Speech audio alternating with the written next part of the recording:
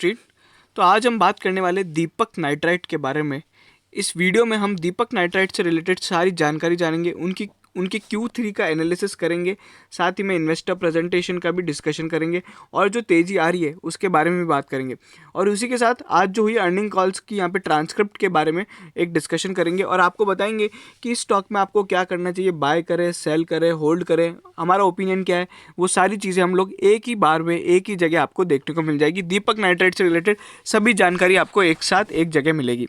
अगर आप हमारे चैनल पर पहली बार आ रहे हैं तो हमारे चैनल को ज़रूर सब्सक्राइब करें और बेल आइकन को ज़रूर दबाएं।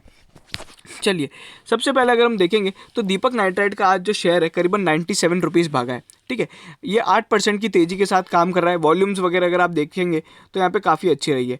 वहीं पे अगर हम पी देखते हैं, स्टॉक का भी पी कितना है, तो अगर आप यहाँ पे पी देखेंगे तो करीबन यहाँ पे पी 47 है। ठीक है, ये बेसिकली निकाला गया है TTM यानी ट्रेलिंग उसके हिसाब से निकाला है। EPS जो ट्रेलिंग 12 मंथ EPS के हिसाब से निकाला गया है, जो कि 27 आता है। और यहाँ पे जो पी है 47 है, प्राइस टू बुक रेशियो 10 है। तो ओवरऑल अगर आप मेरे से पूछेंगे कि भाई कैसा है पी, तो मैं बोलूँगा एकदम बढ़िया है, ज़्यादा महंगा स्टॉक नहीं है। ठीक है, रही बात अगर हम देखना चाहें दिसंबर 20 के रिजल्ट्स को, तो यहाँ पे आप देख सकते हैं, लेकिन हम लोग इसके बारे में बहुत और ज़्यादा चर्चा करेंगे।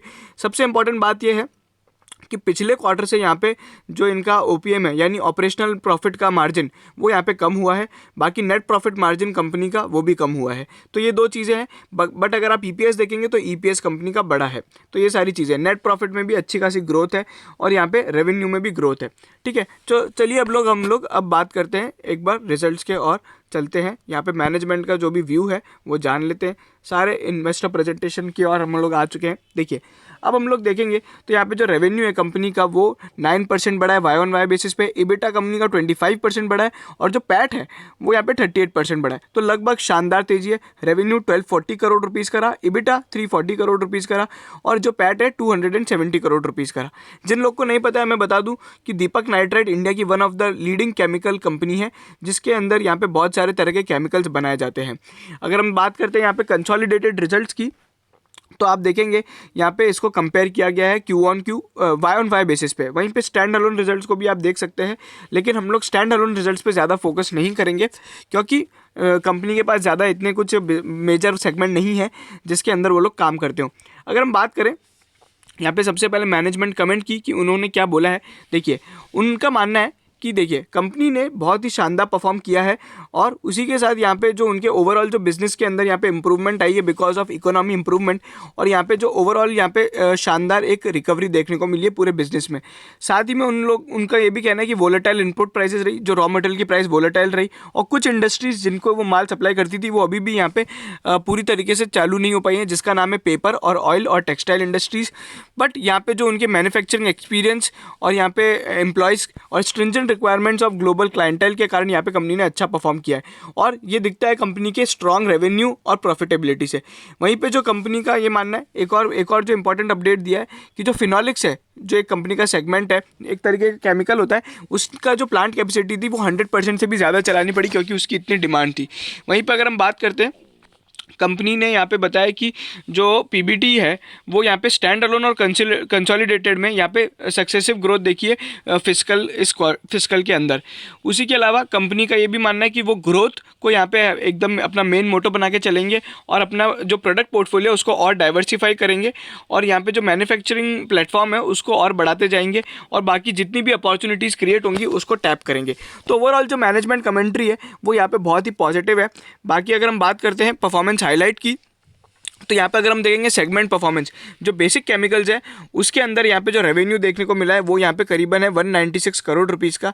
वहीं पे अगर हम बात करते हैं यहाँ पे कंपनी के अगर फाइन एंड स्पेशलिटी केमिकल्स, उसके अंदर जो यहाँ पे रेवेन्यू है वो 211 करोड़ रुपीज़ का है। वहीं पे जो परफॉर्मेंस केमिकल है उसके अंदर 34% की ग्रोथ है रेवेन्यू के अंदर। तो ये सारी चीज़ें। दीपक फिनोलिक्स की बात करें उसके अंदर 37% की ग्रोथ है और जो उसका अगर आप रेवेन्यू देखेंगे तो मैं आपको बताऊँ कि वो सबसे ज़्यादा है। अगर आप देखेंगे तो 747 करोड़ जो हाईएस्ट रेवेन्यू है वो इस सेगमेंट का है। हाईएस्ट रेवेन्यू दीपक फिनोलिक्स का है। अगर हम बात करें कि फाइन स्पेशलिटी केमिकल्स तो 211, फिर ऊपर वाले का भी 172 और इसका 90, तो सबसे बड़ा यहाँ पे वो है। और जो EBITDA के अंदर ग्रोथ है वो 36% की है। तो ये सारी चीज़ें रही। और अगर हम बात करें डोमेस्टिक रेवेन्यूज़ की, तो डोमेस्टिक रेवेन्यू यहाँ पे 31% से ग्रो करके 864 करोड़ रुपीज़ रहे। वहीं पे जो एक्सपोर्ट रेवेन्यू है वो 368 करोड़ रुपीज़ रहे, जो कि 12.9% यहाँ पे क्यू ऑन क्यू बेसिस में हायर रहे हैं। वहीं पे अगर हम बात करते हैं कंपनी का मेजर एक्सपेंशन प्लान और जो लैंड डेवलपमेंट पे क्या अपडेट है, तो कंपनी ने दहेज के अंदर एक नया अभी लैंड खरीदा है, जिसके अंदर अभी उन लोग ने अपना प्लान डेवलपमेंट जो एक्टिविटी है वो चालू कर दिया है। तो ये सारी चीज़ें रही है। उसी के अलावा कंपनी का आउटलुक क्या रहता है, देखिए उन्होंने बोला है कि successful vaccine diplomacy by the Indian government has help to elevate the status and competence of Indian manufacturing sector. This is expected to have a multi layered impact. Immediate impact will be continued shift from China to India for manufacture of chemicals which is already evident and which holds potential for further acceleration in upcoming quarters। देखो बहुत ही बड़ा बयान है और यहाँ से अपने को पता पड़ेगा कि जो केमिकल सेक्टर में तेजी आ रही है वो किस कारण आ रही है। अगर हम देखेंगे उनका ये मानना है कि जो वैक्सीन रोल आउट हुई है उसके कारण मैन्युफैक्चरिंग सेगमेंट को सबसे ज़्यादा फायदा होगा। और यहाँ पे जो चाइना प्लस वन स्ट्रेटेजी चलती है, मतलब चाइना और चाइना के अलावा एक और सोर्सिंग यहाँ पे लोग बाग देखते हैं जो केमिकल कंपनीज में होता है। चाइना बहुत बड़ा केमिकल प्लेयर है, तो उनका ये मानना है कि यहाँ पे जो डिमांड शिफ्ट होगी वो चाइना से इंडिया की तरफ शिफ्ट होगी और ये जो वैक्सीन रोल आउट है उसका ये यहाँ पे कंट्रीब्यूटर रहेगा। उसी के अलावा the second order impact will B from growth of the domestic market. देखिए उसके साथ उन लोग ने जो दूसरा फैक्टर बताया वो है डोमेस्टिक मार्केट, और India is already lucrative market for chemical industry and DNL is an ideal, यानी Deepak nitrite limited is an ideal aspirant to ride on the Indian chemical manufacturing theme. उसी के अलावा उनके पास जो डाइवर्सिफाइड प्रोडक्ट्स हैं और यहाँ पे जो बजट है, उसके अलावा बजट में जो ग्रोथ एनवायरनमेंट है और आत्मनिर्भर भारत है और focus on PLI scheme to incentivise manufacturing. तो कुछ यहाँ पे मुद्दे हैं जिसके कारण इनको बेनिफिट मिलने वाला है। PLI स्कीम हो गई, आत्मनिर्भर भारत की जो स्कीम हो गई। बट मैं आपको बता दूं कि PLI स्कीम अभी तक केमिकल सेक्टर के लिए कुछ अनाउंस नहीं हुई है, बट बाकी बहुत से सेक्टर्स के लिए हुई है। और यहाँ पे जो electronics, automotives, engineered components, paper, textile, pharmaceuticals के लिए यहाँ पे अभी तक PLI स्कीम अनाउंस हुई है। और उसी के अलावा कंपनी का ये भी कहना है setting the platform for the continued growth through introduction of newer products and projects. यहाँ पे कंपनी नए प्रोजेक्ट्स और प्रोडक्ट लाएगी।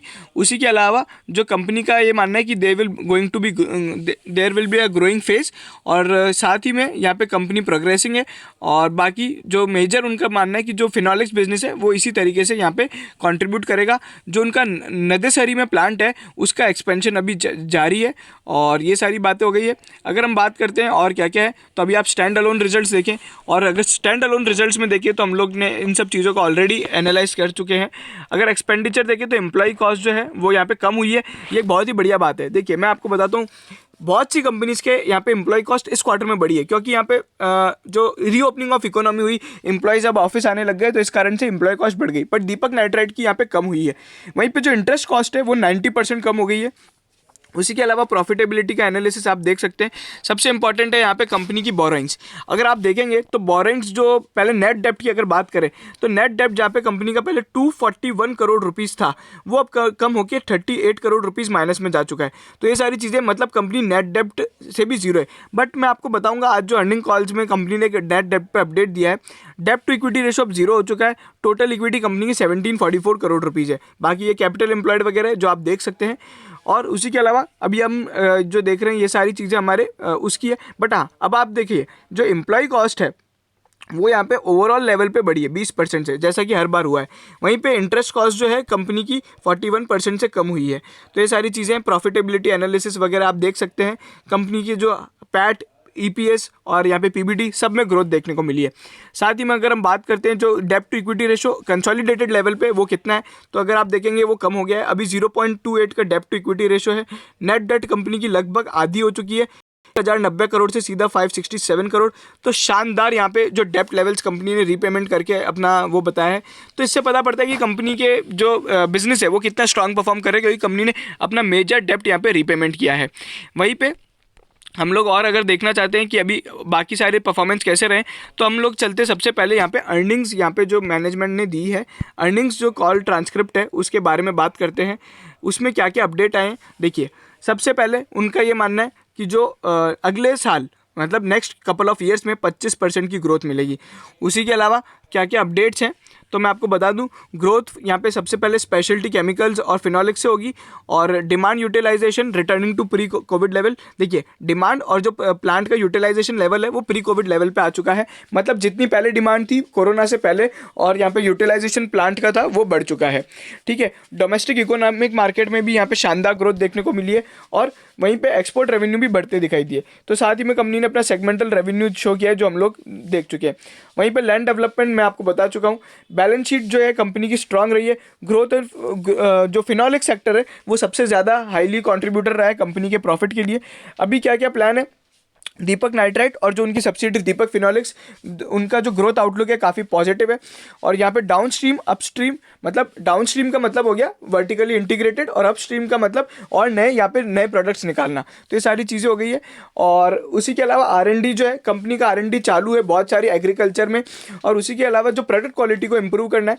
Maintenance shutdown will be announced but there won't be a impact on Q4 sales number. देखिए अभी क्या है, company को जो प्लांट्स होते हैं तो उनकी जो मेंटेनेंस के लिए शटडाउन करना पड़ता है, मतलब पूरा पूरा प्लांट बंद रहता है ताकि कंपनी की जितनी भी मशीन्स हैं उनका मेंटेनेंस और सारी जो उनकी रिपेयरिंग वगैरह होती है वो सब हो सकती है। बट उसके लिए कंपनी ने बोला कि Q4 सेल्स नंबर पे कोई इम्पैक्ट नहीं मिलेगा। साथ ही में फिनोलिक्स के लिए जो उनका फ्यूचर है वो काफ़ी वो है। बट अभी क्या होगा, PLI के लिए कंपनी ने जो बोला है, PLI स्कीम जो सरकार की आई है, प्रोडक्शन लिंक्ड इंसेंटिव, तो उसके लिए कंपनी ने बोला है कि वो हेल्पफुल है, बट PLI के अलावा भी कंपनी काफ़ी अच्छा परफॉर्म कर सकती है। वहीं पे बाकी सब जो है, जो डेप्ट के लिए कंपनी ने बोला है कि मैं आपको बता रहा था कि डेप्ट कंपनी की काफ़ी कम हो गई है। तो यहाँ पे कंपनी का बोलना है कि there is no vision for zero डेप्ट, बिकॉज कंपनी का जो ग्रोथ है वो मेन ऑब्जेक्टिव है, उनको ग्रोथ हासिल करनी ना कि जीरो डेप्ट। तो उसी के अलावा कंपनी ने बोला है कि जो ग्रोथ हासिल करने के लिए जो जो भी करना पड़ेगा हम लोग करेंगे, और कंपनी ने ये भी साफ किया है कि हम लोग यहाँ पे किसी भी तरीके से यहाँ पे डेप्ट लेने से यहाँ पे रुकेंगे नहीं अगर हमको यहाँ पे ग्रोथ पर्सपेक्टिव स्ट्रांग दिख रहा है। तो मतलब आप ये समझिए कि आने वाले टाइम में अगर कंपनी को डेप्ट लेना पड़ा तो कंपनी का डेप्ट भी बढ़ेगा। तो ये सारी चीज़ें, लेकिन मैनेजमेंट एकदम साफ साफ बता रहा है, डेप्ट कम होने के बाद भी ये बोल रहा है कि डेप्ट लेनी पड़ेगी। तो यहाँ पे वो उनका जो ग्रोथ है वो उनका मेन ऑब्जेक्टिव है, ना कि डेप्ट कम करना। Q3 के अंदर 85% प्लांट यूटिलाइजेशन रहा है, और वहीं पे जो Q4 होगा वो कंपनी का मानना है और बेटर होगा। Margin over material and volume remains the key focus for every plant. जो न्यू प्रोडक्ट्स है वो यहाँ पे कंपनी के 3 साल के अंदर यहाँ पे वो कर देंगे पे बैक, मतलब जो 3 साल लगते हैं उनके अंदर वो उसे प्रॉफिटेबल प्रोडक्ट बना देंगे।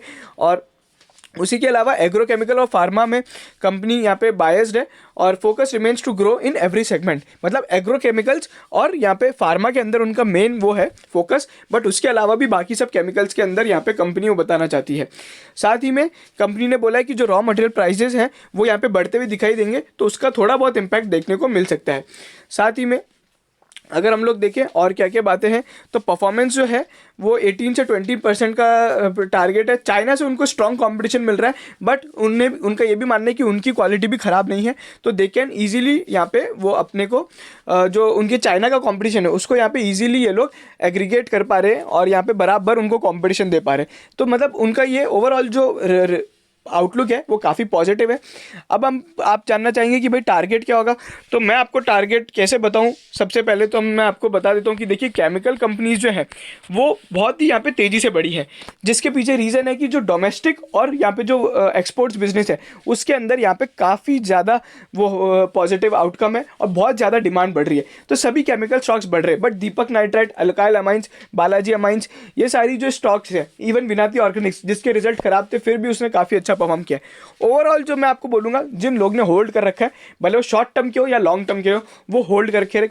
अभी इमीडिएट जो अगर आप टारगेट मानते हैं कि एक हफ्ते के लिए हमारा क्या टारगेट हो सकता है या एक महीने के लिए, तो 1350 के हमारे टारगेट्स हैं। वहीं पे अगर आप पूछना चाहते हैं ओवरऑल लॉन्ग टर्म टारगेट क्या है, तो 1500 रुपये तक का हमारा टारगेट है। बट यहाँ पे मैं एक और बात बताना चाहूँगा कि इतनी शानदार केमिकल स्टॉक्स में रैली आने के बाद थोड़ी बहुत प्रॉफिट बुकिंग आपको देखने को मिल सकती है।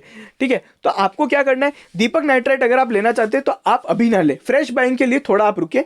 यहाँ पे आप क्या कीजिए, थोड़ी बहुत यहाँ पे जब प्रॉफिट बुकिंग आएगी, मतलब 1200 या 1250 के लेवल के नीचे आता है तो स्टॉक को ज़रूर ले। ठीक है, बाकी जो इसका ग्रोथ आउटलुक है वो बहुत स्ट्रांग है, और पूरे केमिकल सेक्टर का यहाँ पे ग्रोथ आउटलुक स्ट्रांग है। बट मैं आपको एक ही बात बोलूँगा, आप बड़ी बड़ी केमिकल कंपनीज में लगाएं, क्योंकि क्या होगा ना, अभी केमिकल सेक्टर पूरा तेजी से बढ़ रहा है, तो अभी आपको बहुत छोटे छोटे केमिकल शेयर भी बहुत ज़्यादा बढ़ते हुए दिखाई देंगे, जैसे क्लेरियंट केमिकल्स हो गया, ये सारी चीज़ हो गई। तो क्या होगा कि आप इसमें गलत फंस जाएंगे। अगर आप दीपक नाइट्रेट जैसी कंपनी में लगाते हैं, अगर कल को 100-150 रुपये भी नीचे चला गया तो आपका 2-3 महीने 6 महीने में पैसा तो आपका रिकवर हो ही जाएगा, क्योंकि वो बहुत बड़ी कंपनी है। और ये जो बड़ी कंपनीज होती है, इनके कॉर्पोरेट गवर्नेंस और डिस्क्लोजर नॉर्म्स वगैरह काफ़ी स्ट्रांग होते हैं, कंपनी फंडामेंटली भी बहुत स्ट्रांग होती है। तो ओवरऑल आप यहाँ पे बाइंग करें, बट बाय ऑन डिप्स की स्ट्रेटेजी है। करंट लेवल्स पे एक बार आप रुक जाएं, क्योंकि थोड़ी बहुत प्रॉफिट बुकिंग जरूर देखने को मिलेगी। केमिकल सेक्टर काफ़ी तेज़ी से यहाँ पे बढ़ रहा है पिछले 4-5 दिनों से, बट ये सारी चीज़ें। बाकी ओवरऑल जो हमारा आउटलुक है वो काफ़ी पॉजिटिव है। 1500 रुपये के टारगेट है, और मीडियम टर्म जो हमारा शॉर्ट टर्म टारगेट है वो 1350 का है। अगर आप इसी तरह के स्टॉक एनालिसिस स्टॉक और स्टॉक टिप्स जानना चाहते हैं तो हमारे चैनल को ज़रूर सब्सक्राइब करें, शेयर करें हमारा ये वीडियो दीपक नाइट्राइट से रिलेटेड सभी दीपक नाइट्राइट के शेयर होल्डर्स के साथ, और सब्सक्राइब जरूर कीजिएगा हमारे चैनल को और बेल आइकन को ज़रूर दबाइएगा। Thank you.